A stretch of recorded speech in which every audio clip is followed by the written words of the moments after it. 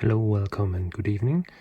And today we want to do the comparison of all the retro homebrew cards that we built over the last year or so, and to help you decide if and what card you maybe want to buy or build yourself, or if you want to stick with a regular retro sound card like the J16 here or the Sound Blaster 16. And all these cards have different disadvantages and advantages, different features, depending on what you want to do with your machine. I have my special needs because I want to record stuff. I want to have MIDI support as well for the MT32, although I use the MIDI Quest clone, the Music Quest MIDI clone for that. And yeah, so there's a bunch of cards. The Blasterboard and the Gameblaster board are currently in the PC, so what you're seeing here is only the J16 and the Adlib and the SnarkBarker.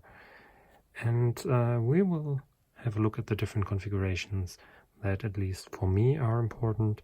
Your needs may vary, but I want to help you get an overview of what's available currently in the homebrew scene, and also what kind of games you can play with that, and what kind of sound quality we will get out of that. So after that introduction, we will have a look at the noise levels, and then at performance in game, namely Monkey Island, because the sound is very different between some of the cards. And then we will also have a look at the cards that can do digital sound, like the J16, the SnarkBarker and the Blasterboard. And we'll have a look at Scream Tracker, which can play digital sounds. And we'll compare the output of those as well. And then you can make up your own mind and see what fits your bill. Okay, so we have these 5 sound cards, retro sound cards, to choose from for our build, and 4 of them are homebrew cards or replicas, and 1 is an original retro sound card from back in the day. And the first one that I built at the very beginning of my channel is the Adlib replica, and then we have the SnarkBarker that is probably achieved the most views on my channel, and I think it's pretty popular in the community as well, because it's also a replica of the Sound Blaster card. And then we have the J16 based card, which was once my very first own sound card. So this is not a replica, this is a real ancient retro sound card from around 1994 roughly. And we have the Blasterboard, the newest Sound Blaster compatible thing, and that was in our last video, of course. And we have the MUS1099, which is a Gameblaster clone, roughly similar complexity as the Adlib card, with some advantages and drawbacks. And furthermore, we have the Roland MT32, which is strictly optional and which will give us a very nice MIDI sound for a lot of games from 1987, no, probably a bit later, maybe 1988, to the mid-1990s actually. The features of the cards, and I will exclude the MT32 here because it's strictly not a sound card, but I want to use it, and it warrants a whole video on its own actually. But if we compare the features, a few things stand out. So most of the cards use some kind of OPL synthesizer from Yamaha with event synthesis. Only the MUS1099 uses the Philips SAA chipset and produces square wave sound, which sounds a bit peculiar. But it's also, together with the J16, the only one that does stereo sound of the cards in question. So if you actually want to have stereo sound for some games, because the games also have to support that, you have to go with one of these. And the MUS is also pretty niche and had a short lifespan, at least the original Gameblaster. So it's a very specialized card. So if you're already saying, no, I want stereo sound in my games, if it's supported, then you will probably have to go with not a homebrew card at the moment, but with an old commercial one. But many games were mono anyway, so that might not be a problem. Second distinguishing feature of the SnarkBarker, the Jazz card, and the Blasterboard is that they have a DAC on board, so they can play sound effects and speech. And many games from like 1991 onwards will support that. Earlier games usually don't. So it depends on which kind of games you want to play, if this is important or not. If you want that, then probably the SnarkBarker or Blasterboard will be necessary, and the Adlib or the Gameblaster clone will not do it for you. And one last thing is, if you're aiming for one of the more modern cards like the Jazz 16 or maybe the Sound Blaster 16 and stuff like that, or the Sound Blaster Pro, I think, I'm not quite sure, but definitely the Jazz 16 and the Sound Blaster 16, they need a 16-bit ISA slot, so you won't be able to put them into a PC generally if you want to use the 16-bit capabilities. PC and XD won't work. 286, 386, that will be fine. You might be able to get them to work somehow. I've also seen someone put a Gravis Ultrasound, which is also 16-bit, into an XD, but that's a bit experimental. So other than that, this is the matrix. You can take a screenshot or pause here and make up your mind which features you actually need or want. And yeah, so let's say you have got like an old PC XD class machine on your table, then actually the Adlib or the Gameblaster are good enough, because there won't be many or any games which use the digital speech. So this will be good enough. You will have an EGA or CGA monitor, probably some old speakers on there, and you can play stuff like Monkey Island 1, maybe Monkey Island 2, Space Quest 3, things like that from like late 80s to 1990 or 1991 at the most. And of course, in my setup, I always also want to record stuff to share it with you. So with all the cards, it's definitely just fine plugging it into the OSSC, plugging in the video out, and then capturing it via some capture device and recording it on my PC or Mac or whatever. That's always possible. If we upgrade our machine to 286, suddenly the SnarkBarker or the Blasterboard actually make a lot of sense, because now you can play games with VGA resolution, and that will be stuff like Wing Commander 2 or Day of the Tentacle, and they do come already with speech and sound effects. So that's something that the Adlib and the Gameblaster can't do. And the same goes for the recording. Everything stays the same. All is good and well. If we make this more complicated, if you want to upgrade your machine with the Roland MT32 or similar device, you will also need a MIDI port. Sometimes you will use the one that is on the sound card itself, or you take the PC MIDI Music Quest clone that I'm using for compatibility reasons or stuff like that. And then you can use, for example, the Jazz 16 or Sound Blaster 16, because it has a line in and you can record everything onto your PC. That's also fine. However, some people want to have even more sound cards in there. So if you put the Gameblaster in as well, because the J16 isn't Gameblaster compatible, the question is, where do we attach that? And right now I'm just plugging in and out the line out of the J16 into my Gameblaster or the Sound Blaster clone.